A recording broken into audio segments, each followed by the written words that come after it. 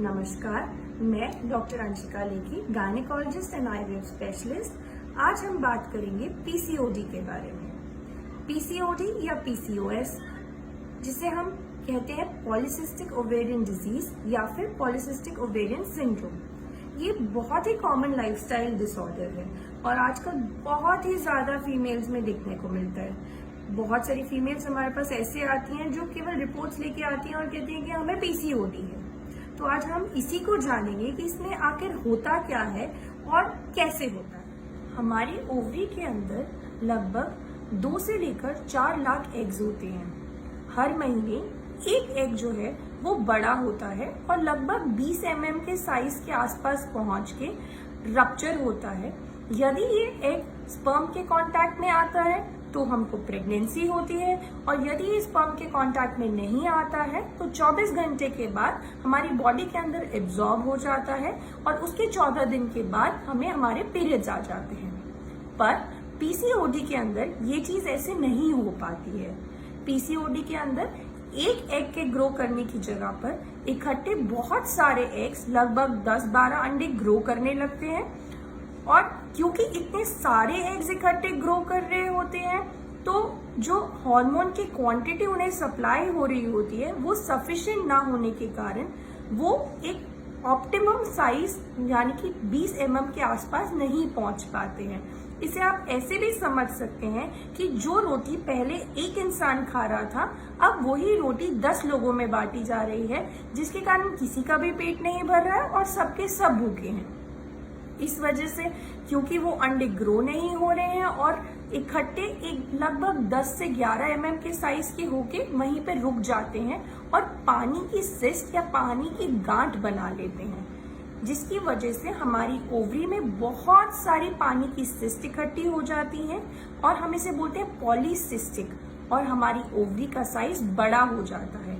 यही चीज हमारे साथ हर महीने होती रहती है और हमारी ओवरी स्वेलअप होके पॉलीसिस्टिक ओवरी बन जाती है या साइज में बड़ी हो जाती है। पॉलीसिस्टिक ओवरी के पेशेंट्स को इस वजह से जो पीरियड्स आते हैं उनके आने में लगभग 1 महीना, 1.5 महीना, 3 महीना या 6 महीने तक का भी टाइम लग सकता है, क्योंकि उन्हें वो पीरियड्स तब आएंगे जब उनकी बॉडी में से वो हार्मोन ऑटोमेटिकली फीडबैक से खत्म हो जाएगा।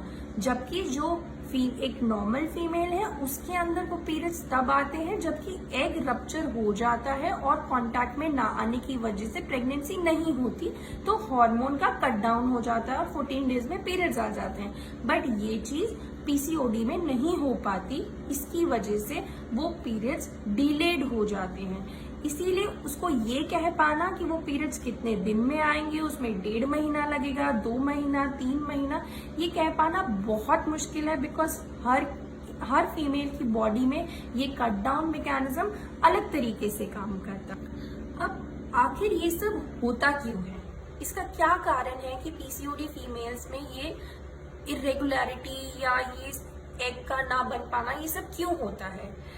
एक्चुअली हमारी बॉडी में पाए जाने वाले 2 हॉर्मोन्स, जिन्हें हम FSH या LH कहते हैं, इनका जो रेशो होता है हमारी बॉडी में वो गड़बड़ा जाता है। और भी कई हॉर्मोन्स होते हैं जिनके रेशो जिसके कारण गड़बड़ा जाते हैं, जिसकी वजह से हमारी ओवरीज डिफरेंटली रिएक्ट करने लग जाती हैं।